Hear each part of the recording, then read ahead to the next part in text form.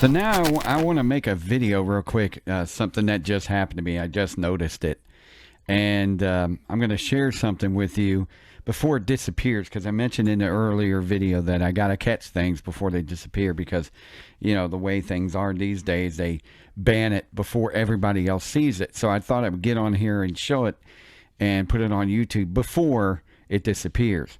You remember when I was telling you, well, you probably didn't watch a video, but the last video I was talking about during my show, someone came in the chat room a couple of years ago and spied on me when I was doing a show about the occult and witchcraft in Russia.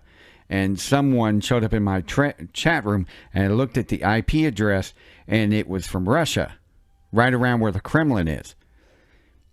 I mentioned this in my last video. You can watch my last video and talk about it. What I find it interesting, very interesting, is I posted something today on my Facebook, and this pops up. Check it out. This is, and I hope this works because it's interesting. This was on my Facebook earlier. I posted this video of, I don't know if it's real. It's actual video of a Russian planes being shot at by Ukraine artillery or air, ground, air, whatever. And I don't know if I have the sound for that anymore. Yeah. And don't know if it's real, but the woman in there is saying this is actual footage of guns being shot at MiGs, and you can tell they're MiGs, but I don't know if this is true or not, whatever. But what's interesting is, and I'll turn the sound off, Facebook, and I'll pause this for a second, fact-checked it and said it was false information. Okay, that's fine, but get this, check this out. On the bottom, the fact-checking is from Russia. When you try to click on it, it goes to a Russian, well, I don't want to go there because I don't trust the site, but if you look on the screen on the bottom right here, it's from Russia. See, it goes to a Russian website. Look at that. Of course, fact checkers are going to be from Russia if it's the story.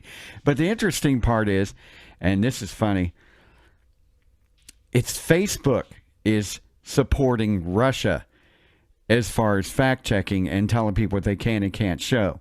Don't you find that a little interesting? So whose side is Facebook on tonight when all of you are supporting the Ukraine? Think about that. Keep this in mind. Earlier in the media, they mentioned that Russia is experts at hacking systems, putting viruses and things, spying on stuff through the internet. They're very good at that, especially when it comes to hacking infrastructures and damaging things through the internet and cyberspace. And that's what they're good at, and that's what they plan on doing. At least they think that's what they plan on doing is an attack. It's going to be all cyber attacks.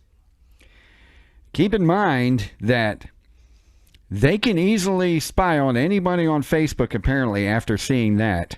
So be careful what you put on there as far as secret stuff or personal stuff and anything like that from here on out, because you never know who's watching. Keep in mind,